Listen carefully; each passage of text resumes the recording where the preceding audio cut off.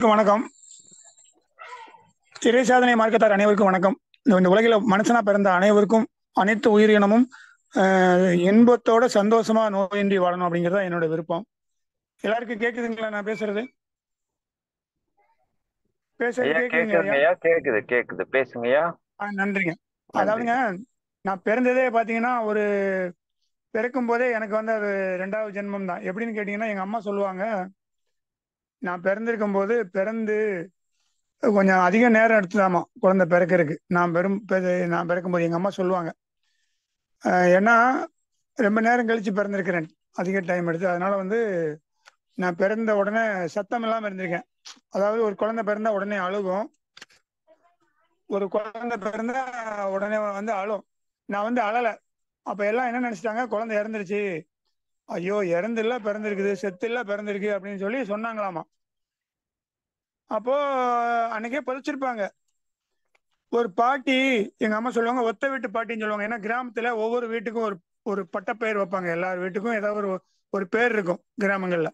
அது மாதிரி ஒரு பாட்டி ஒத்த வீட்டு பாட்டின்னு சொல்லுவாங்க எங்க ஊர்ல. அந்த பாட்டி என்ன பண்ணிருக்குது, கொஞ்சம் கையில தண்ணி அள்ளி சப்புன்னு மூஞ்சில அந்த குழந்தை முகத்துல அடிச்சிருக்குது. அப்ப குழந்தை உடனே அழுது. அந்த குழந்தை தான் நானு. இல்லாட்டி நான் இப்ப பிறந்த உடனே இறந்திருப்பேன். அப்பவே எனக்கு அது 2வது ஜென்மம் தான். அதே ஒரு விபத்து மாதிரி தான் அன்னைக்கே நடந்திருக்குது. அது நான் நிறைய பேருக்கு சொன்னது இல்ல. எங்க அம்மா சொல்லுவாங்க, இதை நிறைய தடவை என்கிட்ட சொல்லியிருக்காங்க. அதனால நான் இதை சொல்லிடுறேன். அப்புறம் பாத்தீங்கன்னா, எனக்கு வயசு 57. இறைவன் அருளால மிக சந்தோஷமாக, நோய் இல்லாமல் ஆரோக்கியமாக எங்க குடும்பமும் நாங்களும் அற்புதமா வாழ்ந்துட்டு இருக்கிறோம். இது எப்படி அப்படிங்கறத நான் உங்ககிட்ட நிறைய ஒரு 3-4 ஆடியோல பேசியிருக்கிறேன். அப்புறம் பாத்தீங்கன்னா, அது கேட்காதவங்க பழைய ஆடியோல போய் பாருங்க. இப்ப நான் என்ன பண்றேன் அப்படின்னா, ஒரு சின்ன ஒரு கதையோட தொடங்கிடுறேன். இப்போ பாத்தீங்கன்னா, இப்பதான் பஸ்ஸு, காரு, ட்ரெயின், இப்போ பிளைன் எல்லாம் இருக்குது. ஒரு 100-200 வருஷத்துக்கு முந்தையெல்லாம் எந்த ஒரு வாகனமும் இருந்திருக்காது. ஒரு கதை தான் நான் சொல்றது. அப்படி அந்த காலத்துல ஒருத்தன் காட்டு வழியா நடந்து போறாங்க. ஒரு ஊர்ல இருந்து இன்னொரு ஊருக்கு குறுக்கு பாதையில நடந்து போவாங்க. ஒத்தையடி பாதைன்னு வச்சுங்களேன். அப்படி போகும்போது காட்டுக்குள்ள இப்ப நான் கதை தான் சொல்றேன், சின்ன கதை. ஒரு காட்டு வழியா போகும்போது அங்க பசு மேய்ஞ்சிக்கிட்டு இருக்குது. பசு மேயும் போது இப்போ நம்ம அந்த வழியா போறோம், பயணம் பண்ணி போயிடுறோம், யாருக்குமே எந்த பிரச்சனையும் இல்லை. ஆனா இந்த பசு என்ன பண்ணுது, தன்னந்தனியா அந்த காட்டுக்குள்ள போகும்போது சில பேர் அடிச்சு கொன்னு தின்றுது. பார்த்தா அது ஒரு புலி. ஏன்னா அது புலி, அதனுடைய தோல் பசு மாதிரி மேல தோல் போட்டிருக்கு, அசப்புல பசு மாதிரியே இருக்குது. எல்லாரும் அதை பசு நம்புறாங்க. அப்ப யாருமே பயம் இல்லாம அந்த காட்டு வழியா போறாங்க. ஆனா அதுக்கு பசிக்கும் போது அடிச்சிருது ஆளுகளை. இப்ப என்ன சொல்றேன்னா, அந்த புலி இப்ப அந்த பசு புலியாக உருவம், ஆனா மேல தோல் பார்க்கும்போது பசு. இது எல்லாரும் கண்ணுக்கு தெரியுது, பசு தான். பார்க்கும்போது புல் மேயிற மாதிரி இருக்குது. அது புல் மேயிற மாதிரி ஆக்டிவ் பண்ணிட்டு இருக்குது. அப்போ இப்ப இந்த பசுவானது உள்ள இருக்கிற அந்த புலியானது, அந்த விலங்கானது இப்போ ஒருத்தர் தனித்தனியா போறவரை அடிச்சிருது. அடிச்சு புரட்டி எடுக்குது. ஒரு புலி புரட்டி எடுத்தா என்ன ஆகும்? புரட்டி எடுத்து குற்றுயிரும் கொலையுயிருமா ஆயிடுது. இறைவன் அருளால அந்த உயிர் தப்பிச்சுக்கிறாங்க. போனவன் தப்பிச்சிடுறான். காப்பாற்றி அவன் ரொம்ப அல்லல் பட்டு, துன்பப்பட்டு, கஷ்டப்பட்டு உயிர் பிழைச்சிக்கிறான். அந்த புலிகிட்ட இருந்து தப்பிச்சு வந்துடுறான் ஊருக்குள்ள. ஆனா ஊருக்குள்ள அவன் என்ன செய்வான்? அப்படியே கொஞ்ச நாள்ல குணமாயிட்டு ஊருக்குள்ள என்ன செய்வான்? நீங்க இந்த உலக மக்கள் இதை சிந்திக்கணும். ஏன்னா நோய்ங்கிறான், ஆஸ்பத்திரியை பத்தி பேசுறான். இவனுக்கு என்னடா வேலை? ஆஸ்பத்திரிக்கு இவனுக்கு என்ன தகராறு? டாக்டர்களுக்கு இவனுக்கு என்ன பிரச்சனை? பொலி தகராறா, எல்ல தகராறா? ஒண்ணும் கிடையாது. அவங்க யமனுக்கு அண்ணன், ஆங்கில மருத்துவர்கள் அப்படிங்கிறதான் நீங்க சொல்ல விரும்புறேன். யமன் உயிரை மட்டும்தான் எடுப்பான். ஆனா யமனோட அண்ணன் உயிரையும் எடுப்பான். உயிரை எடுக்கிறதுக்கு முதல்ல இருக்கிற காசெல்லாம் பிடிங்கிருவான். அதுக்கு ஒரு பழமொழி இருக்குது. அப்போ இந்த புலிட்டு அடிபட்டவன் ஊருக்குள்ள போனா அவனுக்கு குணமாயிருச்சு. ஒரு மாசமோ சில மாசங்கள் கழிச்சு அவன் அடிபட்டு காயமெல்லாம் ஆறி இறைவன் அருளால் தப்பிச்சிட்டானா, அவன் என்ன பண்ணுவான்? அந்த காட்டு வழியா போகாதீங்கப்பா. இவன் உண்மையிலேயே நல்ல மனுஷனா என்ன சொல்லுவான்னா, அந்த காட்டு வழியா போகாதீங்க, அங்க ஒரு பசு மேய்ஞ்சிட்டு இருக்கிறோம். உண்மையில பாத்தீங்கன்னா அது புலி. ஒத்தைக்கு போனீங்கன்னா அடிச்சிரும். நீங்க உரிய ஆயத்தோட போங்க, இல்லாட்டி வேற வழியா போங்க. ஊருக்குள்ள பல வழி இருக்குது, அதுல போங்க. இந்த வழியா மட்டும் போயிடாதீங்கன்னு அவன் சொல்லுவான். அதைத்தான் நான் செஞ்சுட்டு இருக்கிறேன். நான் ஒன்றும் பெரிய தியாகம் எல்லாம் பண்ண கிடையாது. அப்போ இறைவனர்களால அந்த புலிகிட்ட அடி வாங்கி இன்னைக்கு 20 வருஷத்துக்கு மேல நான் உயிரோட வாழ்ந்துட்டு இருக்கிறேன். எப்பவோ சாக வேண்டியது இறைவனர்களால் நான் பிழைச்சி மறு ஜென்மம் எடுத்து வாழ்ந்துட்டு இருக்கிறேன். இது சத்தியம் சத்தியம் சத்தியம். ஆனா அந்த புலிங்கிறது வந்து பசுத்தோல் போர்த்திய புலி வந்து ஆங்கிலேய மருத்துவம். அந்த ஆங்கிலேயர்களால் கண்டுபிடிக்க அந்த மருத்துவம் தான் அந்த புலி. பசுத்தோல் மாதிரி இருக்கும், மேல பார்க்க கவர்ச்சியா இருக்கும், பெரிய பெரிய பில்டிங் இருக்கும், கட்டடம் இருக்கும், சந்தோஷமா போவாங்க. உள்ள போனவங்க எல்லாம் சந்தோஷமா வருவாங்க, போகும்போது சந்தோஷமா போவாங்க. ஐயோ மன்னிக்கணும், போகும்போது கவலையோட துக்கத்தோட நோயோட போவாங்க. வரும்போது காசை கொடுத்துட்டு நன்றின்னு சொல்லிட்டு வருவாங்க, சந்தோஷத்துல வருவாங்க. ஏன்னா உள்ள போயிட்டு வரும்போது தெம்பா வருவாங்க. இதே மாதிரி இன்னொரு இடத்துலயும் போவாங்க, டெய்லி 12 மணிக்கு. சொல்லுங்க பார்க்கலாம் எங்கன்னு. டெய்லி போகும்போது துக்கத்தோட போவான், 12 மணிக்கு கடை இருக்கும், கரெக்டா நின்று முதல்ல பாட்டில் வாங்கிட்டு வந்து குடிச்சிட்டு வரும்போது சந்தோஷமா வருவான். 4 பேர் அடிக்கிற மாதிரி தம்போட வருவான். இவன் கொடுக்கறது ட்ரக் தான், அவன் கொடுக்கறது ட்ரக் தான். ஆங்கிலேயர்கள் கொடுக்கிற அந்த மருந்து, ஆங்கிலேயர்கள் மருத்துவத்தில் கொடுக்கப்படக்கூடிய அந்த மருந்து ட்ரக் தான். அதுக்கு பேரு ட்ரக் லைசன்ஸ். அது ஔஷதமோ மெடிசனோ அல்ல அப்படிங்கிறத இங்க அங்க அடிக்கடி படியேறவங்களுக்கு வேண்டி நான் சொல்றேன். புரிஞ்சுக்கிட்டவங்க புரிஞ்சுங்க, புரியாதவங்களுக்கு வேண்டி நான் சொல்றேன் இதை. அது மாதிரி இந்த 12 மணிக்கு திறக்கிறாங்க பார்த்தீங்களா, மதியம் காத்திருந்து சாப்பிட்றாங்க பாருங்க, அதுவும் இங்க கொடுக்கறது ஒரே பொருள் தான் அப்படிங்கிற உணர்றதுக்கு வேண்டி அங்க போறவனும் கஷ்டத்துல போனா நிம்மதியா வர்றான், இங்க போறவனும் கஷ்டத்துல போனா நிம்மதியா வர்றான். இவனுக்கும் 8 மணி நேரம் தான் அந்த நிம்மதி. மறுபடியும் அடுத்த நாள் பரபரன்னு இருக்கும் உடம்பெல்லாம்.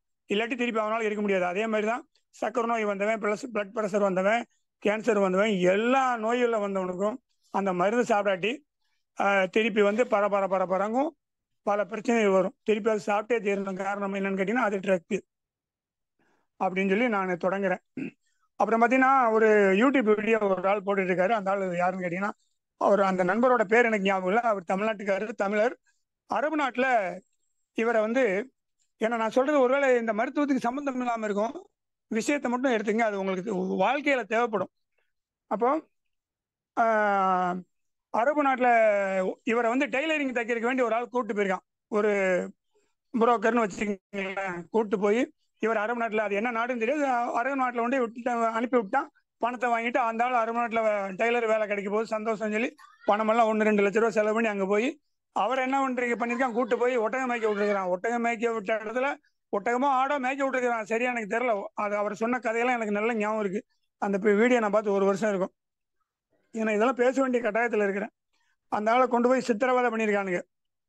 அங்க உள்ள அந்த அரபிகள் வந்து இவரை கொடுமைப்படுத்தி தூங்க விடாம, உணவு கூட சரியா கொடுக்காம, அந்த ஆளை பயங்கர கஷ்டப்படுத்தி சாப்பாடு சம்பளம் ஒழுங்கா கொடுக்காம, கடைசியில எப்படியோ இவன் தப்பிச்சு அங்க இருந்து ரொம்ப வருஷம் இருந்து வந்துட்டான்.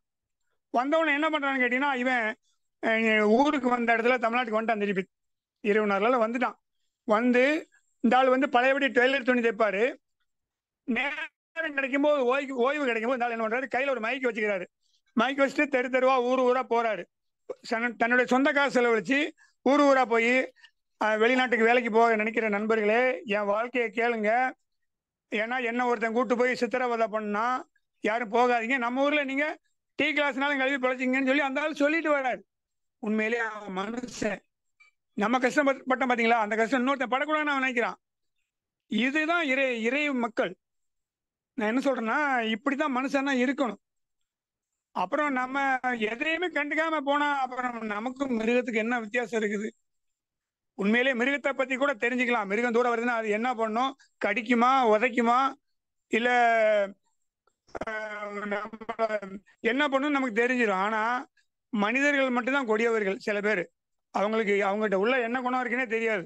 அதனால மனிதர்கள்ட்ட தான் நம்ம இப்ப ஜாக்கிரதையா இருக்க வேண்டி இருக்குது. அப்புறம் பாத்தீங்கன்னா, எங்களுடைய குருநாதர் ஒரு பழமொழி சொல்வார். இப்போ நிறைய நோய் வந்து நிறைய பேர் சாகுறாங்க, அப்பெல்லாம் அது என்ன காரணம், கிருமி தானே கொள்ளுது அப்படின்னு சொல்லுவாங்க. அதுக்கு ஒரு கதை சொல்லுவாரு. இது இப்ப நான் சொல்றது ஒரு சின்ன கதை தான். ஏன்னா புரிதலுக்கு வேண்டி, உங்களுக்கு புரிதலுக்கு வேண்டி இந்த கதையை நான் சொல்றேன். என்னன்னா, ஒரு கிராமத்துல ஒரு காவல் தெய்வம் இருக்குது. அந்த ஊருக்கு இப்போ நம்ம காவல் தெய்வம்னு சொல்லுவாங்க.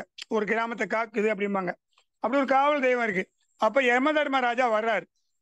வந்து ஒரு 5000 பேர் இருக்கிற கிராமத்துல அந்த யமதர்மராஜா வந்தாலும் காவல் தெய்வம் கேக்குது, யமதர்மராஜா நீங்க வந்து இந்த எங்க ஊரு மக்களை விட்டுருங்க, பாவம், உயிர் எடுக்காதீங்க அப்படின்னு சொன்னோன்னே யமதர்மராஜா சொல்றாரு, நான் ஊர்ல இருக்கிற 5000 பேரையும் கொண்டுலான்னு வந்தேன். ஏதோ நம்ம பேசி தீர்த்துக்கலாம். உங்களுக்கு எனக்கு ஒரு டீலிங். ஒரு 50 பேரை மட்டும் நான் கொன்னுக்கிறேன். மீதி 4950 பேரை நான் விட்டுட்டு போயிடுறேன் அப்படின்னு சொல்லி யமதர்மராஜா சொல்லுது.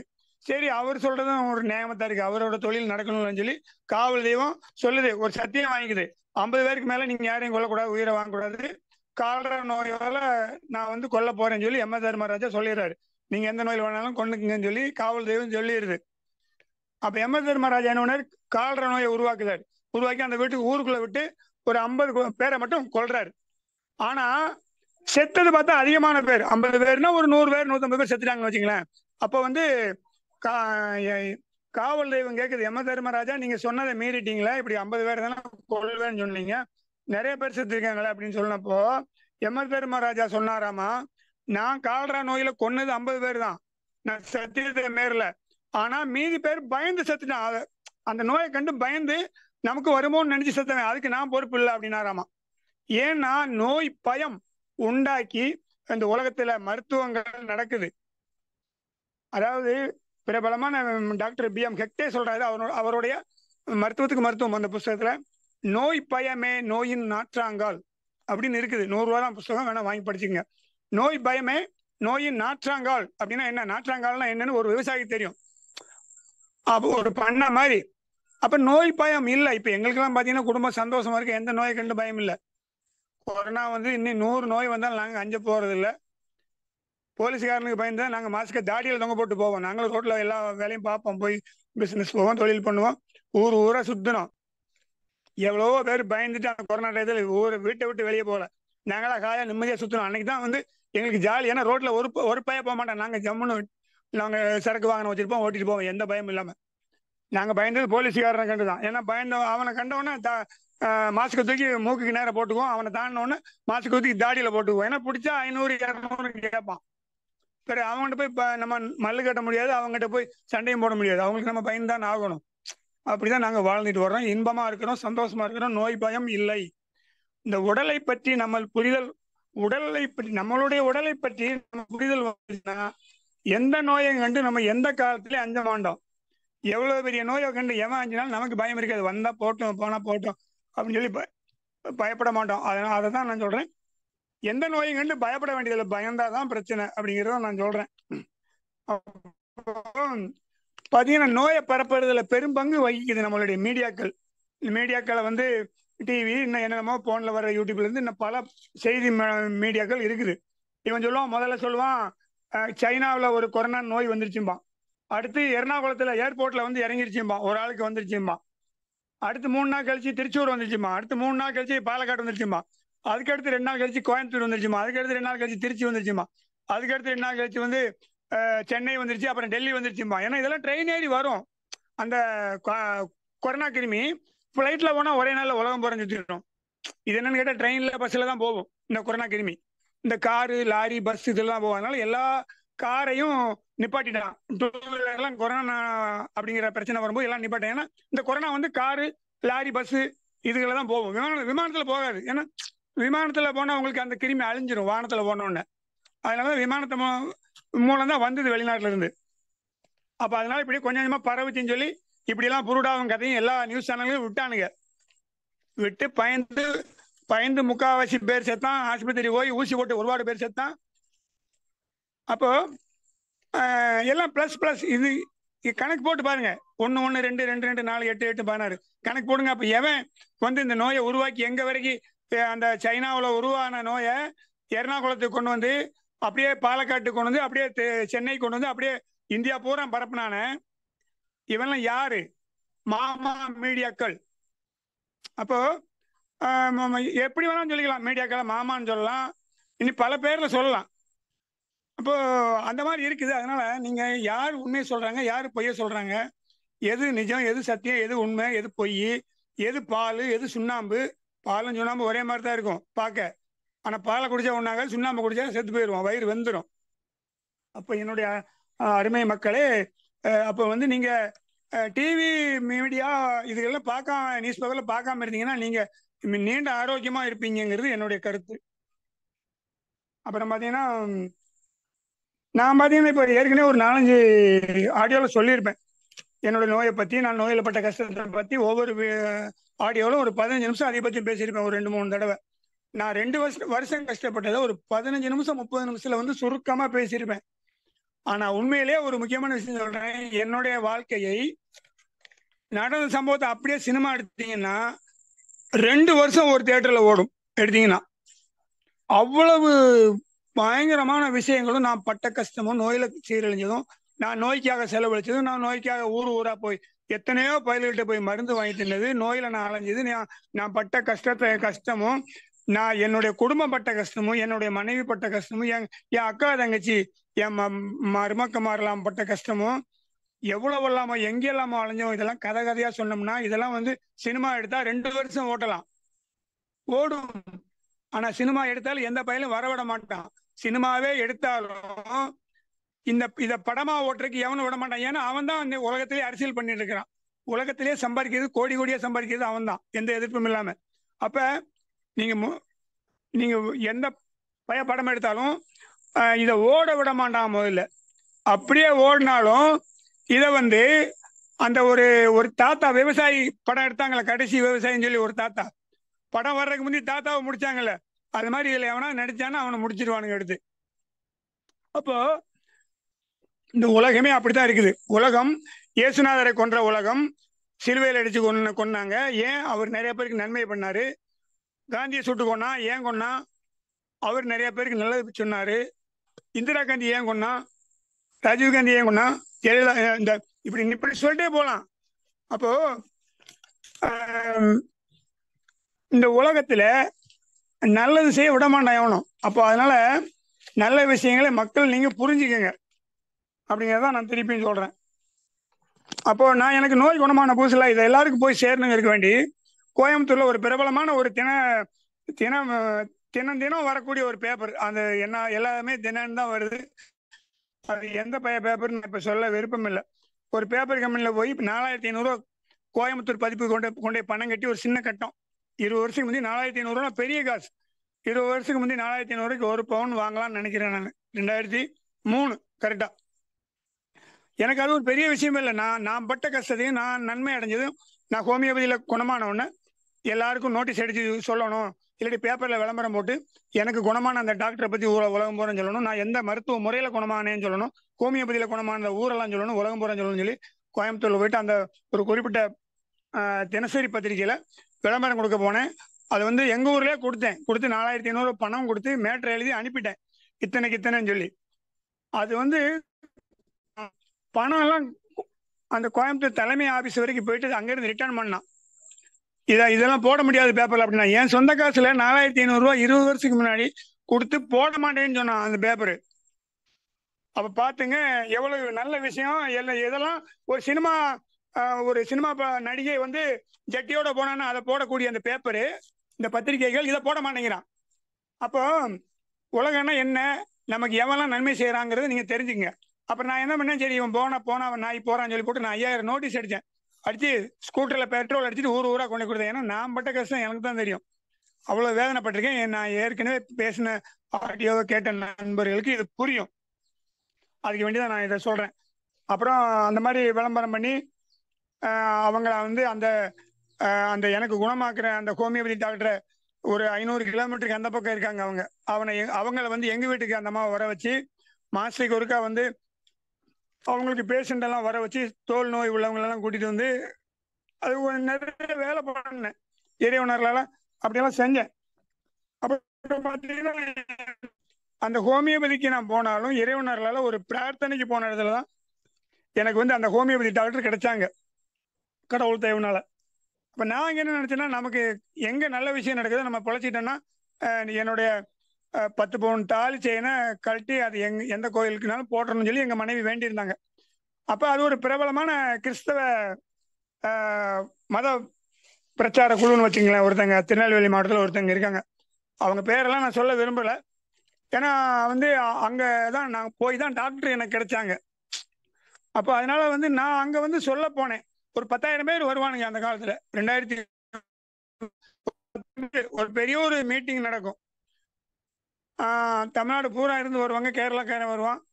அப்போ அங்க வந்து நான் போய் சொல்ல போயிருந்தேன், இந்த மாதிரி எனக்கு ஒரு நோய் இருந்தது, நல்லாச்சு ஹோமியோபதியில. எல்லாரும் இதை வந்து நீங்க ஆனந்தமா கொண்டாடுங்க, அந்த மருத்துவத்தை கொண்டாடுங்கன்னு சொல்லி சொல்லி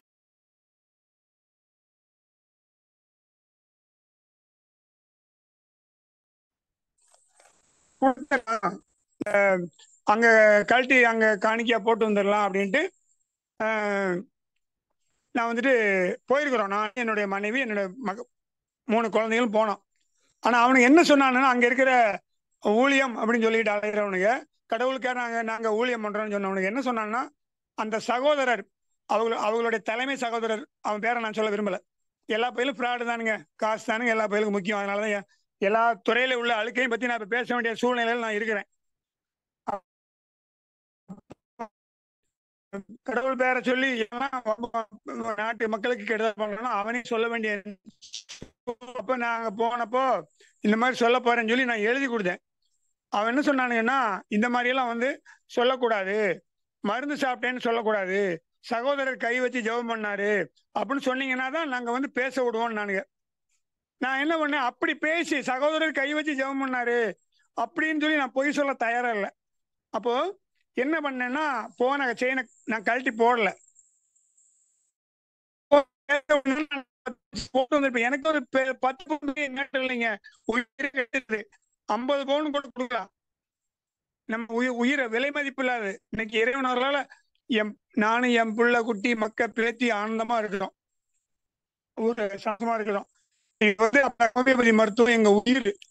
அப்ப இதை சொல்ல விட மாட்டேன்ட்டான்ல, அப்ப என்ன பொய் தானே சொல்றான். நான் தொட்டு குணமாச்சுன்னு சொல்லி எவனும் அவனுடைய பேரையோ நான் சொல்றதுக்கு நான் விரும்பல. அப்ப நாங்க என்ன பண்ணோம், பேசாம செயினை கழட்டி போடல, வந்துட்டோம். நானும் என் மனைவியும் வந்துட்டோம், என் குடும்பமும் வந்தோம். ஏன்னா இதெல்லாம் நான் எங்கேயும் வெளியே ஓப்பனா சொன்னதில்ல, எந்த பயல கண்டு பயம் இல்லை. அதனால வந்து மதத்தை பத்தி பேசி உலகத்துல எவனெல்லாமும் சம்பாதிக்கிறான். அங்க கூட நம்ம மருத்துவத்தை எவனும் பேச தயாரா இல்லை. உண்மையான மருத்துவம் எது, போலி மருத்துவம் எது, உண்மையிலேயே மனிதர்கள் மேல அக்கறை இருக்கிறவனுங்கன்னா என்ன செஞ்சிருக்கணும், இப்படி ஒரு மருத்துவம் இருக்குன்னு சொல்லணுமா இல்லையா? அப்புறம் எனக்கு குணமான பிறகு நான் 17 மாசம் போனேன் அங்க. ஒவ்வொரு மாசமும் கடைசி சனிக்கிழமை அங்க மீட்டிங் நடக்கும். இறைவனுக்கு நன்றிக்கு வேண்டி நான் 17 மாசம் போனேன் தொடர்ந்து, மாசம். அப்புறம் பாத்தீங்கன்னா ஒரு குறிப்பிட்ட காலத்துக்கு பிறகு அவனும் வந்து ஒரு பெரிய ஒரு மருத்துவமனை கட்ட ஆரம்பிச்சான். எனக்கு இயேசுநாதர் சொன்னாரு, நான் ஆங்கில மருத்துவம் கட்ட போறேன்னு சொல்லி புஸ்தகத்துல எல்லாம் போட்டு வசூல் பண்ணான். அப்பதான் எனக்கு ஒரு உண்மை தெரிஞ்சது, இவன் இயேசுநாதர் சொன்னாருன்னு சொல்றான்ல, இதெல்லாம் பொய். ஏன்னா உலகத்தில் உள்ள 800 கோடி மனிதர்களும் இதை நான் பேசுறதை கேட்கட்டும். அப்போ இவன் வந்து பொய் சொல்றான். இவன் இயேசுநாதருக்கு தெரியும் ஆங்கில மருத்துவம் ஒரு போலி மருத்துவம், அங்க போனா சிகிச்சை இல்ல, சோரியாசிஸ்க்கு மருந்து இல்ல, மஞ்சக்காமாலைக்கு மருந்து இல்ல, கேன்சருக்கு மருந்து இல்ல, பிளட் பிரஷருக்கு மருந்து இல்ல, சக்கரை வியாதிக்கு மருந்து இல்ல, என்ன வியாதிக்கு தான் மருந்து இருக்கு, எந்த வியாதிக்குமே மருந்து இல்ல. ஆனா அவங்க மட்டும் கோடி கோடியா சம்பாதிப்பானுங்க. அப்போ எந்த வியாதிக்குமே மருந்தே இல்ல, அது டாக்டரே சொன்னாங்கிட்டே ஒரு கட்டத்துல. அப்போ அப்படிப்பட்ட ஒரு ஊழல் மீந்த மருத்துவத்தை இவன் வந்து கெட்டுறான்.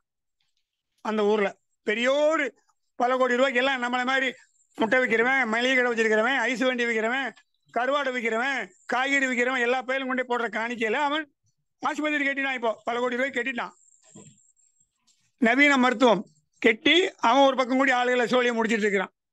அப்போ ஏன் ஹோமியோபதி மருத்துவம் அவங்க கண்ணுக்கு படமானீங்கன்னா படுறது இல்லை. அப்போ போன வாரம் கூட பாத்தீங்கன்னா, இப்போ ஒரு 2-3 மாசத்துக்கு முந்தி ஒரு லேடி 42 வயசு, 30 வருஷமா இன்சுலின் ஊசி போட்டுட்டு இருக்க அந்த அம்மா, உண்மை சம்பவம். அந்த அம்மா சொல்லுது, ஒரு வீடியோல ஒரு ஆடியோ கால் என்கிட்ட இருக்குது, அழுகுது. அந்த அம்மா சொல்லுது, ஏற்கனவே என்னோட ஒரு விரலை வெட்டிட்டாங்க, இன்னொரு பெருவிரலை இப்போ போன் இன்ஃபெக்ஷன் சொல்லி சொல்றாங்க, யாராவது உதவுங்கன்னு சொல்லி எங்களுடைய இந்த மருத்துவ குழு, நாங்கள் ஒரு 300 பேர் இருக்கிறோம் அந்த குழுவில். இதுல கதறி அந்த அம்மா வந்து ஒரு அழுது வீடியோ ஆடியோ போடுது. அப்போ நம்மளுடைய குழுவில் இருந்து ஒரு ஹோமியோபதி மருத்துவம் வந்து சொல்றாங்க, நம்ம குழுவில் இருக்கிறவங்க ஒரு குறிப்பிட்ட மருந்தை சொல்லி ஒரு 8 நாளா 10 நாளா மருந்து சாப்பிட்டா நமக்கு இப்போ கால் பிரச்சனை தீர்ந்தது. என்ன சொல்லுதுன்னா, அந்த அம்மா என்ன சொல்லுதுன்னா, இப்போ கால் பிரச்சனை ஓகே அப்படிங்குது. அப்ப மனிதர்களின் நன்றி உணர்வு எப்படி இருக்குன்னு பாத்துங்க. இப்போ அந்த கால் பிரச்சனை ஓகே ஆமா. 2 மாசம் முன்னாடி அப்படி பிரச்சனையா இருந்தது. காலை எடுக்க வேண்டியது, அந்த ஆங்கில மருத்துவர் சொன்னது காலை எடுக்கணும்னு விரல. அப்போ இவங்களுடைய நன்றி உணர்வு எப்படி இருக்குன்னு நீங்க பாத்துங்க. மனிதர்களுடைய நிலை இதுதான். எனக்கு ஒரு பிரச்சனை வந்து தான் சரியா போயிட்டோம், அடுத்தவன் எப்படியோ கெட்டு போறான். அடுத்தவங்களுக்கு கூட சொல்றது இல்ல. அவங்களுடைய நன்மை பற்றி அடுத்தவங்களுக்கு சொல்லியிருந்தா அவங்களும் நல்லா இருப்பாங்கல்ல. சொல்ல மாட்டேங்கிறாங்க எவனும். சொன்னாலும் எந்த பையன் வரப்போறது இல்லை, வந்தாலும் நமக்கு ஒன்றும் கிடைக்க போறது இல்லை. அப்போ வந்து மனிதர்களுடைய மனநிலை இப்படித்தான் இருக்குது. அப்போ உலகம் வந்து இப்படி இருக்குதுங்கிறத எந்தெந்த துறையில இருக்கிறவன் நமக்கு நன்மை செய்யறான், எவெல்லாம் தீமை செய்யறாங்கிறத சொல்றதுக்கு வேண்டி என்னுடைய வாழ்க்கையில் நடந்த பல விஷயத்தையும் வந்து உங்களுக்கு நான் சொல்லிட்டு வர்றேன். அப்போ அந்த காலத்துல பாத்தீங்கன்னா 10 குழந்தை 15 குழந்தை எல்லாம் பெற்றிருப்பாங்க. நம்ம பாட்டி தாத்தா இப்பவும் சில கிராமத்துகள்ல டவுனுகள்ல இருக்காங்க. அவங்க எல்லாம் எவ்வளவு ஆரோக்கியமா வாழ்ந்தாங்கிறத நீங்க புரிஞ்சுக்கங்க. அவங்க எல்லாம் என்னன்னு கேட்டா அந்த காலத்துல வீட்டுல குழந்தை பெற்றாங்க. அதனால அவங்க அதிகமா படிக்கல, மருத்துவ கல்லூரிலாம் அன்னைக்கு இல்லை. இவ்வளவு படிப்பு இல்லாதனாலதான் அவங்க வந்து இன்பமாவும் சந்தோஷமாவும் வாழ்ந்தாங்க. படிப்பு தான் நமக்கு பெரிய பிரச்சனைங்கிறத உணருங்க. சரிங்களா? அப்போ படிப்பு மட்டும்தான் பெரிய பிரச்சனையா இருக்குது. அப்போ இப்போ ஒருத்தங்க வந்து வீட்டிலேயே குழந்தை பெற்றுக்க முடியுமா அப்படின்னா யார் பெற்றுக்கலாம் அப்படின்னா, இப்போ ஒரு மனநிலை பாதிக்கப்பட்ட ஒரு பெண் இருக்குது. அவங்களுக்கு வந்து ஒரு யாரோ அவங்களை அந்த அம்மா என்னமோ பண்ணி அவங்களுக்கு வயிற்றுல குழந்தை உருவாச்சுன்னா அவங்களுக்கு வீட்டில் குழந்தை கண்டிப்பா பிறக்கும். ஏன்னா அவங்களுக்கு குழந்தை வயிற்றுல இருக்க தெரியாது, குழந்தை வளர்றதும் தெரியாது. அதனால சந்தோஷமா இருப்பாங்க, சாப்பிடுவாங்க தூங்குவாங்க, சாப்பிடுவாங்க தூங்குவாங்க, வேற ஒன்றும் தெரியாது. அதனால அவங்களுக்கு குழந்தை வீட்டுல பிறந்துடும். யாருக்கு பிறக்காத வீட்டுலன்னா படிச்சாதான் தெரிஞ்சிருத வீட்டுல பிள்ளை பிறக்காதுன்றான். ஆஸ்பத்திரிக்கு போறவங்களுக்கு சொல்லிடுறேன், இது வந்து குழந்தை பிறக்கும்போது தலையில தலை திரும்பாது, குழந்தை தண்ணியை குடிச்சிடும், கழுத்து சுத்திரும், இறுகிரும் அப்படின்னு சொல்லி இதுக்கெல்லாம் வந்து படிப்பு மட்டும்தான் தடை இருக்குது. மருத்துவக் கல்லூரிகள் வர்றதுக்கு முன்னாடி நம்ம நாடு நல்லா இருந்தது அப்படிங்கிறத புரிஞ்சுக்கோங்க. அவ்வளவுதான். அப்புறம் பாத்தீங்கன்னா இந்த காய்ச்சல் பாத்தீங்கன்னா வர்றதுக்கு காரணம் நம்மளுடைய உணவு பழக்க முறைகள் தான். நம்மளுக்கு காய்ச்சல் வர்றதுக்கு, வாந்தி வர்றது, சளி பிடிக்கிறது, இதெல்லாம் நம்மளுடைய உணவு முறை. அப்போ இதை ஒழுங்குபடுத்தினாலே இந்த நோயெல்லாம் சரியாயிடும். அப்போ இப்ப இன்னைக்கு என்ன பண்றாங்கன்னா, மழை பெஞ்ச உடனே ஒவ்வொரு கிராமம் நகரம் இந்த பஞ்சாயத்து முனிசிபாலிட்டின்னு என்னென்ன சொல்றீங்க, கவர்மெண்ட் வேலை பார்க்கறவங்க போறான், வீடு வீடா போறான், போய் சிரட்டையில தண்ணி நிக்க கூடாது, ஆட்டாங்கல்ல தண்ணி நிக்க கூடாது, இதெல்லாம் கமுத்தி போடுங்க. சரி, கடல் நீர் தண்ணி அணிக்குது, அதை எதை வச்சு நீங்க கமுத்த போறீங்க? குளம் குட்டை கிணறுல தண்ணி நிக்குது, அதை எதை வச்சு கமுத்த போறீங்க போய் நீங்கெல்லாம் அப்படிங்கிறது என்னோட கேள்வி. ஏன்னா கொசுவினால நோய் வர்றது இல்ல, இவங்க கொசுவை காமிச்சு வியாபாரம் பண்ணிட்டு அலையிறான், அவ்வளவு பயலும் அப்படிங்கிறதா உண்மை. அது மாதிரி கேரளால பாத்தீங்கன்னா திடீர்னு கொல்லம் இருக்குல்ல, கொல்லம், அங்க வந்து வாத்து செத்து போச்சு, பறவை காய்ச்சல் வந்துருச்சுன்னு சொல்லி வாத்தை பூரா கொல்லுவான். அப்புறம் பாத்தீங்கன்னா அங்கிருந்து தமிழ்நாட்டுக்கு வரக்கூடிய வண்டிகள் எல்லாம் டயரை பூரா மருந்தடிப்பான். நான் என்ன கேட்கறேன்னா, பறவை காய்ச்சல் அப்படின்னா அது காத்துல பரவக்கூடியது, வண்டியோட டயர்ல மட்டும் இவங்க மருந்து அடிக்கிறான். ஏன்னா போறான் வாரவனுக்கெல்லாம் அந்த நோய் பயத்தை உண்டு பண்றதுக்கு. நோய் பயம் தான் வியாபாரம் ஆகுது, மக்களை வந்து காவு வாங்குது அப்படிங்கிறத நான் சொல்றேன். அது மாதிரி டிவி விளம்பரங்கள் அதுதான் இன்னைக்கு வந்து நிறைய நோய்களை உருவாக்கிட்டு இருக்குது, பெரும் மக்களை பிச்சைக்காரன் ஆகிட்டு இருக்குது. பாத்தீங்கன்னா ஒரு மளிகை கடைக்கு போறோம், அரிசி பருப்பு வாங்க போறோம், அரிசி பருப்பு சீரகம் குருமிளகுன்னு என்ன வேணாலும் உங்க வீட்டுக்குள்ளதெல்லாம் மூட்டையில வாங்கிட்டு வந்து வச்சு அவன் லூஸ்ல பிரிச்சு விற்பான். 100 கிராம், 1/4 கிலோ, 1 கிலோ, அந்த மாதிரி பொருள் மட்டும் மளிகை கடையில் வாங்குங்க. அவன் தொங்க விட்டுருப்பான் பாருங்க பாக்கெட்டு, ஷோகேஸ்ல இருக்கிற சோப்பு, பேஸ்ட் எதுவுமே வாங்காதீங்க. அதெல்லாம் இல்லாமலே நம்மளால வாழ முடியும். அப்படிதான் நாங்க வாழ்ந்துட்டு வர்றோம். சரிங்களா? நோய் இல்லாம இருக்குன்னா அதை முதல்ல செய்யுங்க. அப்புறம் சில பேர் நினைப்பாங்க, சார் டாக்டர் எல்லாம் வந்து ஆரோக்கியமா இருப்பாங்க, ஒரு டாக்டர் பெண் டாக்டர், அவங்க புருஷனும் டாக்டர், அப்படின்னா எந்த நோய் இருக்காது, அவங்களும் சந்தோஷமா இருப்பாங்க அப்படியெல்லாம் இல்லை. உண்மையிலேயே ஒரு மலைவாழ் மக்கள் நான் சொல்றேன், மலங்காட்டுல கிராமத்துக்குள்ள வாழ்ற ஒரு படிப்பறிவு இல்லாத ஒரு ஆணுக்கும் பெண்ணுக்கும் குழந்தை பிறந்தா என்ன ஒரு அறிவோட இருக்குமோ அந்த குழந்தை இவன் இவன் அந்த குழந்தைக்கு என்ன அறிவு இருக்குமோ, அந்த குழந்தை என்ன ஆரோக்கியமா இருக்குமோ, அந்த ஆரோக்கியமும் அந்த அறிவும் கூட அந்த டாக்டருக்கு படிச்ச ஒரு ஆம்பளைக்கும் பொம்பளைக்கும் பிறக்கிற பிள்ளைக்கு இருக்காது. ஏன்னா இவங்க ஜாலியா மலங்காட்டுல எந்த பிரச்சனையும் இல்லாம வாழ்ந்துட்டு இருப்பான். எந்த மருந்து மாத்திரை திங்காம. இவங்க வந்து வைட்டமின், கழுத, குதிரை எல்லாம் தின்னு உடம்ப கெடுத்து அந்த குழந்தை தான் ஆரோக்கியம் எல்லாம் இருக்குமே ஒழிய, ஆரோக்கியம் இல்லாம இருக்குமே ஒழிய, இயற்கையா வாழ்றவங்களுக்கு நோய் இல்லை அப்படிங்கிறது இங்க வந்து உண்மையான ஒரு விஷயம். அப்புறம் பாத்தீங்கன்னா, எனக்கு தெரிஞ்ச ஒரு டாக்டர் இருக்காரு, எம்பிபிஎஸ். ஒரு 20 வருஷம் முன்னாடி, அதுக்கு முன்னாடி நாங்க 1991 கல்யாணம் முடிச்சோம். 92 ஒரு குழந்தை பிறந்தது, 94 ரெண்டாவது குழந்தை பிறந்தது, 2002 பையன் பிறந்தான். அப்ப எங்க குழந்தைக்கெல்லாம் பாத்தீங்கன்னா, நாங்க ஒரு எம்பிபிஎஸ் டாக்டர் தான். அவங்களுக்கெல்லாம் ஒரு பிரச்சனைனா என் மனைவி எல்லாம் கூட்டு போவோம். அந்த காலத்துல இந்த ஹோமியோபதி மருத்துவ முறை வர்றதுக்கு முன்னாடி. அப்ப என்ன பிரச்சனைன்னு கேட்டீங்கன்னா, அந்த டாக்டர் என்ன பண்ணுவாரு கேட்டீங்கன்னா, ஒரு வயிற்றுல போறது, சளி பிடிக்கிறது, காய்ச்சல், இதுக்கெல்லாம் வந்து ஒரு தடவை மருந்து கொடுப்பாரு. எங்க மனைவி வந்து நான் தான் கூட்டு போவேன் எல்லாத்துக்கும். ஏன்னா இவங்க தனியா போக மாட்டாங்க. பிள்ளை இருந்துக்கிட்டு எல்லாம் இருந்துக்கிட்டு நாங்க போவோம். போனா அவர் கொடுக்குற மருந்துல குணமாகாது. அடுத்த நாள் போவோம். போனா எங்க மனைவி கோபத்துல கேட்பாங்க, அது என்ன சும்மா சும்மா வர வைக்கிறீங்க, ஒரு தடவை சரியாகாதா அப்படின்னு கேட்டா, அந்த டாக்டர் சொல்லுவார், உண்மையிலே நல்ல மனுஷன் அவரு. அவர் பேர் சுப்பிரமணியன் டாக்டர். ஆனமலையை சேர்ந்தவர், அருமையான மனுஷன். அவர் சொல்லுவாரு, அப்படி கொடுக்கூடாது ஓவர் டோஸு, கொஞ்சம் டோஸ் தான் கொடுக்கணும், அதுல சரியா கட்டி அடுத்த டோஸ் கொடுக்கணும் அப்படிம்பாரு. நான் இப்ப என்ன சொல்ல விரும்புறேன்னா, அதிக டோஸ் கொடுக்கறவங்களுக்கு தான் பெரிய பாதிப்பு வருது. குறைஞ்ச டோஸ் கொடுத்து ரெண்டாவது கூட்டி டோஸ் கொடுக்கும்போது கூட பெருச அளவுக்கு இப்படி பாதிக்கிறது இல்லை. ஏன்னா ஒரு டோஸ் ஓவரா கொடுத்து உடனே அந்த நோயை முடிச்சிடணும்னு சொல்லி நிறைய டாக்டர் எதிர்பார்க்கறாங்க, ஆங்கிலேயர்கள் கண்டுபிடித்த அந்த மருத்துவர்கள். அதனாலதான் நிறைய நோய்கள் பெருகுது. ஏன்னா அப்படி கொடுக்கூடாதுன்னு சொல்லுவார். ஆனா அவரு எல்லா டாக்டர் என்ன பண்ணுவாங்கன்னா, கோடிக்கணக்கில் சம்பாதிச்சாச்சு, நம்ம பிள்ளைகளையும் டாக்டர் படிக்க வைக்கணும்னு நினைப்பான். ஆனா அவருடைய மகனை, இவர் டாக்டர், மனைவி வந்து கவர்மெண்ட் டாக்டர், அப்ப எவ்வளவு வருமானம் வரும். ஆனா அவர் மகனை வந்து என்ஜினியரிங் படிக்க வச்சிருக்காரு. இது சத்தியம். நீங்க வேணா விசாரிச்சு பாருங்க. ஏன்னா அவருக்கு தெரியுது அந்த தொழில் வேண்டாம், போதும், நம்மளால பண்ணது போதும்னு நினைக்கிறாரு. அப்போ அப்படிப்பட்ட மனுஷங்களும் இந்த உலகத்துல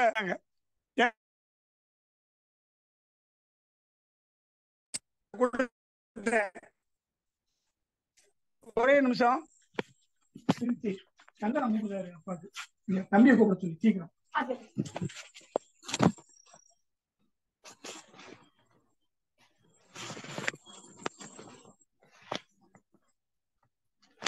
அப்போ பாத்தீங்கன்னா, அதுங்கள ஒரு போன் வந்துச்சு.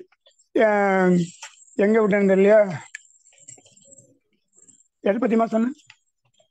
அப்போ அந்த ஆனமலை டாக்டர் வந்து ஒரு போன் வந்து அவங்கள டக்குன்னு மறந்து போச்சு. ஆனமலை டாக்டர் வந்து அவங்க மகனை வந்து என்ஜினியரிங் படிக்க வச்சிருக்கிறாரு. எனக்கு வந்து நோய் குணமான புதுசுல நான் நோட்டீஸ் அடிச்சு கொண்டு எல்லாருக்கும் கொடுத்தேன். அப்போ அந்த ஆனமலை டாக்டர் அவருக்கு முன்னாடி கொடுத்தப்ப அவர் வந்து ஒரு சில சோரியாசிஸ் பேஷண்ட்களை என் வீட்டுக்கு அனுப்பினார். அவருக்கு குணமாச்சு, எப்படி குணமாச்சுன்னு போய் கேளுங்க அப்படின்னு சொல்லி ஒரு ஆங்கில மருத்துவர் என் வீட்டுக்கு தோல்வியாதி உள்ள நண்பர்களை அனுப்பி விட்டாங்க. அப்படி மனச்சாட்சி உள்ள ஆங்கில மருத்துவர்கள் இருக்கிறாங்க உலகத்துல. அதான் நான் இங்க சொல்ல முக்கியமா இங்க விரும்புறேன். இப்ப பாத்தீங்கன்னா, கொஞ்ச நாளைக்கு முந்தைய நடந்த ஒரு சம்பவம். ஒரு பெண்ணு வந்து ஒரு டாக்டர் வீட்டுல வேலை பாக்குறாரு. அது எந்த வீடுன்னு தெரியல, எந்த ஊருன்னு தெரியல. அந்த அம்மா எனக்கு வந்து போன் பண்ணியிருந்தாங்க, ஒரு டாக்டர் வீட்டுல வேலை பார்த்தேன், எனக்கு வந்து மஞ்சக்காமலை இருக்குன்னு சொல்லி சொன்னாங்க, இதுக்கு மருந்தே இல்லைன்னு சொன்னாங்க, இது இந்த நோய் பரவின்னு சொன்னாங்க அப்படின்னு சொல்லி வேலையை விட்டு வீட்டுக்கு போக சொல்லிட்டாங்களாமா. நான் என்ன கேட்க விரும்புறேன்னா, ஆங்கிலேய மருத்துவத்துல இல்ல, மஞ்சக்காமலைக்கு மருந்து கிடையாது. இந்த அயோக்கியர்கள்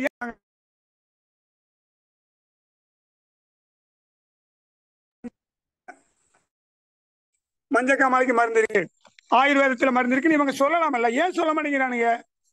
அப்படி என்ன அவனும் சம்பாதிக்க போறானுங்க இந்த டாக்டர், அந்த காசை வச்சு என்ன பண்ண போறானுங்க அப்படிங்கிறது என்னோட கேள்வி. உண்மையை சொல்லவே மாட்டேங்கிறானுங்க. நல்ல மருத்துவம் இருக்குது, நீங்க அங்க குழந்தைங்கன்னு சொல்லலாமே, சொல்ல மாட்டேங்கிறானுங்க. மனித உருவில் இருக்கிற மிருக ஜீவன்கள் இவனுங்கெல்லாம் இந்த டாக்டர் என்ன சொல்ல போனேன். ஏன்னா அவங்க சொல்லி அப்படி வருத்தப்படுறாங்க. அப்புறம் அந்த மாதிரி இருக்குது பிரச்சனை. அது ஆங்கில மருத்துவத்துல இல்ல மஞ்சக்காமலைக்கு, உண்மைதான். ஆனா அதுக்கு வேண்டி அவங்க உலகத்திலேயே மருந்தே இல்லைன்னு ஏன் பொய் சொல்லணும்? அதுதான் நான் கேட்கிறேன். அது மாதிரி ஆங்கில மருத்துவம் தான் சொல்லும் இந்த உலகத்துல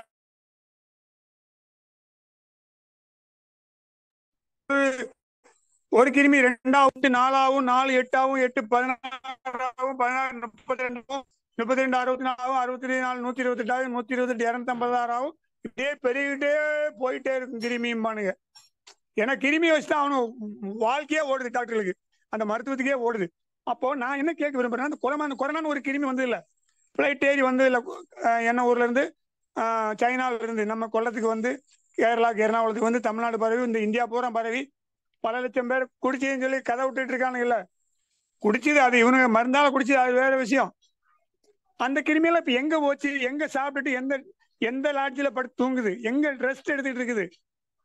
இல்ல ரயில்வே ஸ்டேஷன்ல எங்கேயா படுத்து கிடக்குதா அடுத்த வண்டியை பிடிக்கலான்ட்டு? அப்படிங்கிறத நான் கேட்கிறேன், கேட்கக்கூடிய கேள்வி. இதுக்கு ஏதாவது ஒரு டாக்டர் பதில் சொன்னா நல்லா இருக்கும், சொல்ல மாட்டானுங்க. அப்புறம் பாத்தீங்கன்னா சில விஷயம் நான் சொல்லுவேன், அது வந்து நம்ம மருத்துவத்துக்கு சம்பந்தம் இல்லாத இருக்கும், ஆனா மனித உயிருக்கு சம்பந்தப்பட்ட விஷயம். ஒரு 20 வருஷம் முன்னாடி கேரளாவில் 2 பேருந்து விபத்து நடந்தது. ஒரு பேருந்து வந்து தனியார் பேருந்து. அது என்ன பண்ணுச்சு கேட்டீங்கன்னா, போய் ஒரு டிரான்ஸ்பார்த்தில் போய் மோதிச்சு. மோதி தீப்பிடிச்சு அந்த வண்டியில இருந்து இறங்க முடியல நிறைய பேருக்கு. ஏன்னா ஜன்னல்லாம் வந்து பாதுகாப்பு இல்லாமல் அந்த கம்பியை வச்சு அடைச்சிருக்கும். சைடில் பார்த்தீங்கன்னா சில பேருந்துகள், நிறைய பேருந்துகளை குதிக்க முடியாம அப்படி அவசரத்தில் 100 பேர் 80 பேர் 40 பேர் ஏறுற பஸ்ஸில் இவன் 100 பேர் ஏற்றிட்டு போவான். அப்போ ஒரு மோதி தீப்பிடிச்சதுன்னா உடனடியே எல்லாரும் இறங்க முடியாது. ஒரே நிமிஷத்தில் எப்படி எல்லாரும் கடற்கடன் இறங்க முடியும்? 100 பேர் இறங்க முடியுமா? யோசிச்சு பாருங்க. அப்போ அதுல கொஞ்சம் பேர் கறி செத்து போனாங்க. அதுக்கு கொஞ்ச நாள் கழிச்சு ஒரு கேரளாவில் ஒரு கவர்மெண்ட் பஸ்ஸும் ஒரு தென்னமஞ்சி, தமிழ்நாட்டில இருந்து தென்னமஞ்சி பெருசு பெருசா உயரமா அகலமா ஏற்றிட்டு போனாங்க. முதல்ல இந்த 2 வண்டியும் உரசி எதுக்க உரசி தீப்பிடிச்சு, அன்னைக்கு தீப்பிடிச்சு அந்த பஸ்ல நிறைய இது மாதிரி கொஞ்சம் பேர் செத்தாங்க. அப்போ இதெல்லாம் பார்த்துட்டு கேரளா அரசு என்ன பண்ணுச்சுன்னு கேட்டீங்கன்னா, இனிமே எல்லா பஸ்லயுமே கேரளாக்குள்ள ஓடுற அனைத்து பேருந்துலையும் சைட்ல வந்து ஜன்னல் வழியா ஒரு அவசர காலத்துக்கு குதிக்கிற மாதிரி கம்பியை வந்து கீழே தாத்தி வைக்கணும். நீங்க பாருங்க, கோயம்புத்தூர்ல இருக்கிறவங்க பாருங்க, உக்கடம் பஸ் ஸ்டாண்ட்ல போனீங்கன்னா அது மாதிரி பொள்ளாச்சியும் தமிழ் கேரளா பார்டர்ல தான் இருக்கு, கோயம்புத்தூர் கேரளா பார்டர்ல இருக்கு, இன்னும் தென்காசி இருக்கு, அங்க கேரளா பார்டர் தான். இப்படி எல்லாம் நீங்க போனீங்கன்னா அந்த பேருந்துல இருந்து சைடுல ஜன்னல் பார்த்தீங்கன்னா கேரளா வண்டியில போற ஜன்னல்ல கம்பி கீழே தாழ்ந்து இருக்கும். ஒரு அவசரத்துக்கு எட்டி குதிக்கிற மாதிரி இருக்கும்.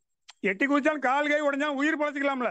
ஒரு தீ பிடிச்சிருச்சு, ஒரு குளத்துக்குள்ள விழுந்துச்சு ஒரு வண்டி, ஏதோ ஒரு காரணம், மொத்தமா சாக வேண்டியதுதான். அப்போ வந்து இது உடனே என்ன பண்ணா கேரளா அரசு, இனிமேல் இப்படிதான் கம்பியெல்லாம் வைக்கணும்னு சொல்லி அன்னைக்கு சட்டம் போட்டு இன்னைக்கு வரைக்கும் நடைமுறைகள் இருக்குது. உண்மையிலே வந்து மனிதர்கள், நல்ல மனச்சாட்சி உள்ள மனிதர்கள் அங்க அதிகாரத்துல எல்லாத்தையும் இருக்கிறாங்க. இது சத்தியம் நான் சொல்றது. நீங்க வேணா பாருங்க, கேரளா இருந்து வர வண்டியும் பாருங்க, இந்த தமிழ்நாடு பார்டர்ல தமிழ்நாட்டு வண்டியும் பாருங்க எப்படி இருக்குன்னு. அதே மாதிரி கேரளால காலேஜ் வண்டியில, பள்ளிக்கூடத்து வண்டியில கூட அப்படித்தான் இருக்கும். அப்படி இல்லாட்டி அந்த வண்டிக்கு பர்மிட் கொடுக்க மாட்டான் ஆர்டிஓ. இதே இது பாத்தீங்கன்னா தமிழ்நாட்டுக்குள்ள பாத்தீங்கன்னா இந்த பள்ளிக்கூடத்து வண்டி போகுது இல்ல, மஞ்சள் கலர்ல எல்லாம் பாருங்க, காலேஜ் பஸ் எல்லாம் இந்த புலி சிறுத்தை எல்லாம் கூட்டு போவாங்க பாருங்க, வனவிலங்கு அது மாதிரி அடைச்சு கொண்டு போவான். வளவலையா வச்சிருப்பான்.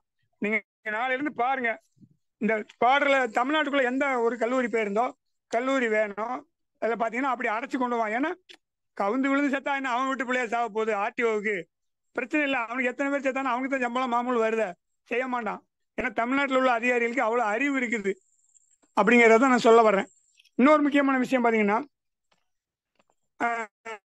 தமிழ்நாட்டுக்குள்ள கொஞ்சம் இந்தியா பூரா வரக்கூடிய இந்த 2 சக்கர வாகனத்துல கொஞ்ச நாளைக்கு முந்தி வாகனத்துல விளக்கு பகல்ல எரியும். நிறைய வண்டியில நீங்க பாத்தீங்கன்னா பகல்லே லைட் எரியற மாதிரி தான் அந்த வண்டியில வந்து செட் பண்ணியிருப்பான். சுவிட்ச் ஆஃப் பண்ணாலும் ஆகாது, ஆன் பண்ற சுவிட்ச் ஆஃப் பண்ற சுவிட்ச் அதுல இருக்காது. வண்டி ஸ்டார்ட் பண்ணா லைட் எரியும் பகல்லையும்.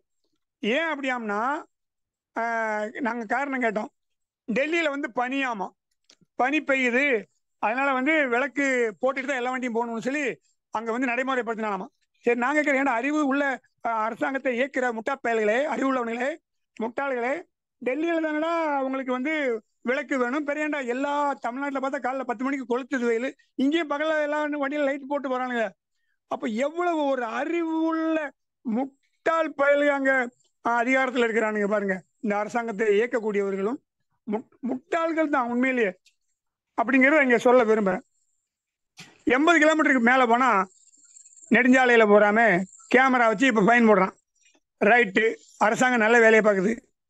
அதே அரசாங்கம் ஏன்டா முட்டாத்தனமா 150 கிலோமீட்டர் போற வண்டியெல்லாம் வண்டி ஏன்டா ஆர்டிஓ நீ அனுமதி கொடுக்குற? ஆர்டிஓவில் இருக்கிறவங்களை பார்த்து கேட்கிறேன். அந்த அதிகாரம் அவன் அவன் ஆர்சி புக்ல கையெழுத்து போட்ட பிறகு அந்த வண்டி ரோட்ல இறங்குது. 150 கிலோமீட்டர் வேகத்துல போற வண்டியை நீ ஏன்டா தயாரிக்க விடுற? நீ எதுக்குடா ரோட்ல ஓட விடுற? முதல்ல எவனுக்கிட்ட அறிவு இருக்குது? முதல்ல சிந்திக்க மாட்டேங்கிறான. நீ 80 கிலோமீட்டருக்கு மேல போற வண்டியை நீ தயாரிக்காத, இல்லாட்டி 80 கிலோமீட்டருக்கு போற வண்டியை நீ அனுமதி கொடுக்காத. ஓ அனுமதி வாங்கிட்டு தானே வர்றான். இல்ல இவன் வீட்டுல வச்சு இன்ஜின் பிரிச்சு மாத்தி 200 150 கிலோமீட்டர் வேகத்துல போற மாதிரி இன்ஜினை மாத்துறான் எவனாவது வீட்டுல வச்சு? இல்லையே. கம்பெனிக்காரன் செஞ்சு விடுறதே வண்டியை ஆக்சிடென்ட் கொடுத்து முறுக்கிட்டு போறான். இதே செய்யறது இல்ல. ஒரு பக்கம் பிள்ளைய கல்வி விடுறது, இன்னொரு பக்கம் தொட்டிலாட்டுறது. ஒரு பக்கம் 150 கிலோமீட்டர் போற வண்டியை தயாரிக்கிறது, அதுக்கு அனுமதி கொடுக்கறது. இன்னொரு பக்கம் 80க்கு மேல போனா ஃபைன் போடுறது. அப்ப இது எதுக்கு முட்டாள்தனம் அப்படிங்கிறத நான் கேட்கிறேன். எதுக்காக இந்த முட்டாள்தனத்துல நடத்துறாங்கிறதா எனக்கு கேள்வி. அப்புறம் பாத்தீங்கன்னா, நான் அக்குபஞ்சர் படிச்சுக்கிட்ட புதுசு கொஞ்சம் வருஷத்துக்கு முன்னாடி ஒரு பெண் வந்து அதனுடைய வலது கையில மேல் பக்கம் உள்ளங்கை இருக்கல, உள்ளங்கைக்கு ஆப்போசிட் வெளிப்பக்கம் கருப்பா இருக்கும்ல தோல், அங்க இட்லி சைஸ்ல வீங்கி இருந்தது. இட்லி சைஸ்ல வீக்கம். அந்த அம்மா சொல்லிச்சு, நான் திருவனந்தபுரம் கொல்லம் வரைக்கும் போனேன். அங்க போய் மிகப்பெரிய மருத்துவமனை இருக்குதாமா. ஒரு பெண்ணை தெய்வமாக கும்பிடக்கூடிய ஒரு பேர், நான் பேர் சொல்ல விரும்பல, அந்த அம்மா பேர்ல ஒரு பெரிய மருத்துவமனை, மருத்துவக் கல்லூரியோடு இருக்குன்னு நான் நினைக்கிறேங்க. ஏன்னா நான் போனதில்ல, அவங்க சொன்னது. அங்கெல்லாம் போய் எல்லா பரிசோதனையும் பார்த்துட்டு வந்துட்டேன், எல்லாமே நார்மலுங்கிறான். ஆனா அந்த கை வீக்கம் வத்த மாட்டேங்க அப்படிங்குது. ஏன்னா அந்த அம்மா நினைக்குது செய்வனை எவனோ வச்சிட்டான், அதனாலதான் கை வீக்கம் வத்தல. ஏன்னா எல்லா ஆஸ்பத்திரியிலும் போயாச்சு, செக் பண்ணியாச்சு, எந்த நோயும் இல்லை, நார்மல் அப்படிங்கிறான். அப்ப நான் அக்குப்பஞ்சர் கத்துக்கிட்ட புதுசு விரல வச்சு ஒரு டச்சு கொடுத்துட்டு வந்தேன், எந்த மருந்து மாத்திரம் சாப்பிடக்கூடாது அப்படின்னு. எந்த மருந்து மாத்திரம் சாப்பிடக்கூடாதுன்னு சொன்னேன். ஒரு 4 நாள் கழிச்சு காய்ச்சல் அடிக்குன்னு சொல்லிச்சு. நான் பேசாம படுத்துக்கங்க, சாப்பிடாம பேசாம படுத்துங்க, சரியாயிருன்னு. ஒரு 10 நாளைக்குள்ள கை வீக்கம் வத்தி போச்சு.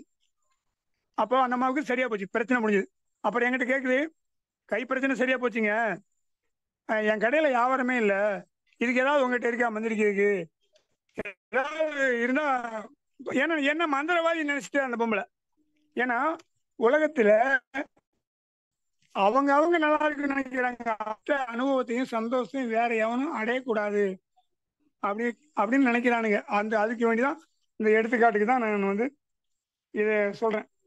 அது மாதிரி நீங்க சொல்றதெல்லாம் யாரா இருந்தாலும் சரி, மனிதர்கள், நீங்க வந்து சொல்றதை கேட்கறதுக்கு 1000 பேர் கூட அடியாட்கள் இருக்கலாம், ஒரு உங்களுடைய கட்டளைக்கு கீழ்ப்படுகிற பணியாளர்கள் இருக்கலாம். ஆனா உங்க உடல் சொல்றதான் நீங்க கேட்கணும். உடல் பசிக்கலைன்னு சொன்னா பசிக்கு சாப்பிடக்கூடாது, தூக்கம் வருதுன்னு சொன்னா தூங்கிடணும், ரெஸ்ட் அது மாதிரி ரெஸ்ட் கேட்டுதுன்னா ரெஸ்ட் கொடுக்கணும், தண்ணி தவிச்சா தண்ணி குடிக்கணும், இப்போ யூரின் வருதுன்னா யூரின் போகணும், மலம் வருதுன்னா மலங்கழிக்க உட்காரணும். அப்போ நம்ம உடல் என்னெல்லாம் சொல்லுதோ அதெல்லாம் கேட்டா நமக்கு நோயே இல்லை. பசி இல்லாம இருக்கும்போது சாப்பிட்டுதான் பெரிய பெரிய தப்பு, பெரிய பெரிய நோய் வர்றதுக்கெல்லாம் அதுதான் முக்கிய காரணம் அப்படிங்கிறத இங்கே நான் சொல்ல விரும்புறேன். அதே மாதிரி ஆங்கில மருத்துவத்துல 51 நோய்க்கு மருந்தே கிடையாது அப்படின்னு சொல்லி அரசாங்கமே சட்டம் போட்டு வச்சிருக்குது. சக்கரை வியாதியிலிருந்து கேன்சர் வரைக்கும் ஒரு 51 வியாதி பட்டியல் போட்டு வச்சிருக்கிறாங்க. நான் என்ன கேட்கறேன்னா, கூரையில ஏறி கூரை மேல நிக்கிற ஒருத்தனுக்கு, கூரையில ஏறி கோழியை கூட பிடிக்க முடியாத ஒருத்தன் வானத்துல போய் பறந்து வல்லூரை போய் பிடிச்சிருவானாமா ஒருத்தன் கதை சொன்னானாமா. அது மாதிரி வந்த நோய்க்கே மருந்து இல்லை இவனுகிட்ட, வராத கொரோனா நோய்க்கு தடுப்பூசி போட்டிருக்கானுங்க. இதையும் 50 பேர் ஓடி ஓடி போய் சண்டை கட்டி வாங்கி குத்திக்கிட்டானுங்க நிறைய பேர். இதுதான் பெரிய வேடிக்கையும் வினோதமும். அப்புறம் நாம அதிக அளவுக்கு மீறி உணவு சாப்பிட்றதுதான் நோய். இதை வள்ளுவரே சொல்லியிருக்காரு அப்படிங்கிறத இங்க சொல்ல விரும்புறேன். அப்புறம் பாத்தீங்கன்னா, குழு நண்பர்களுக்கெல்லாம் நான் ஒரு முக்கியமான விஷயம் சொல்றேன். பில்கேட்ஸ் அப்படின்னு ஒருத்தன் சொன்னான், உலகத்துல பெரிய நோய் வரப்போகுதுன்னு சொன்னான். கொஞ்சம் வருஷத்துக்கு முந்தைய நோய் வந்துருது. அதே மாதிரி அடுத்து பஞ்சம் வரப்போகுதுன்னு சொல்றான். அவன் சொல்லிட்டு இருக்கிறான் அடுத்து வரப்போகுது. அதனால என்ன பண்றீங்க, டெய்லி போய் 1/2 கிலோ அரிசி வாங்காம 1 மாசத்துக்கு 2 மாசத்துக்கு தேவையுள்ள உணவுப் பொருளை வாங்கி வச்சுக்கோங்க. 1 மாசத்துக்கு உங்களுக்கு வேணுமா, 2 மாசத்துக்கு வேணுமா உள்ளதை சாப்பாட்டுக்கு வேண்டிய அனைத்து பொருட்களையும் வாங்கி வைங்க. சோப்பு டப்பா, பான்ஸ் பவுடரு, வாயில தேய்க்கிற கிரீமு, மூஞ்சில தேய்க்கிற கிரீமு, பல் பேஸ்ட்ன்னு சொல்லி வாங்காம உணவுப் பொருட்களை மட்டும் வாங்குங்க. எந்த பொருளெல்லாம் உங்களுக்கு உயிர் வாழ அவசியமோ அது மட்டும் காசு கொடுத்து வாங்குங்க. வேற எந்த காசு கொடுத்து ஒரு புண்ணாக்கும் வாங்காதீங்க. ஏன்னா அப்படி அந்த காலத்து வாழ்க்கை முறைக்கு திரும்புங்க, நோய் இல்லாம வாழுங்க, இன்பமாக வாழுங்க அப்படிங்கிறத நான் திருப்பி திருப்பி சொல்றேன். அப்புறம் பார்த்தீங்கன்னா நம்மாழ்வார் சொன்னது, நம்மாழ்வார் என்ன சொன்னார்னா, நான் காலேஜில் போய் படித்தேன், விவசாய காலேஜில். கடைசியில் படித்து முடிச்சு வெளியே வந்தா எல்லா வேளாண்மைக்கு எதிராக இருக்குது. அங்கே உள்ள கல்வி முறை பூரா வேளாண்மைக்கு எதிராகவே இருக்குது. நான் அப்புறம் என்ன பண்ணேன், அந்த வேலையெல்லாம் விட்டு போட்டு மலைவாழ் மக்கள்கிட்ட போய் நான் கற்றுக்கிட்டேன். அதுக்கு பிறகுதான் இந்த அறிவு வந்ததுங்கிறார் என்கிட்ட. அது மாதிரி நம்ம படித்ததெல்லாம் விட்டுட்டு இயற்கைக்கு திரும்பினோம்னா நம்ம ஆரோக்கியமாக இருப்போம் அப்படிங்கிறது. அப்புறம் முடிஞ்சா காய்கறிகள், பழங்கள், தேங்காய், பச்சையாக கிடைக்கக்கூடிய அனைத்து உணவுகளையும் சாப்பிடுங்க. சாப்பிட்டீங்கன்னா நோய் இல்லை, நோய் இருக்கிற நோய் கொஞ்சம் கொஞ்சமாக குறையும். அப்புறம் அவ்வளோதான். கிட்டத்தட்ட நான் என்ன பேசணுங்கிறதெல்லாம் பேசி முடிச்சிட்டேன். அனைத்து குழு நண்பர்களுக்கும் வணக்கம். ஏதாவது கேள்விகள் இருந்தால் நான் பேசுனது உங்களுக்கு ஏதாவது சந்தேகம் இருந்தால் கேட்கலாம். நன்றி எல்லாருக்கும்.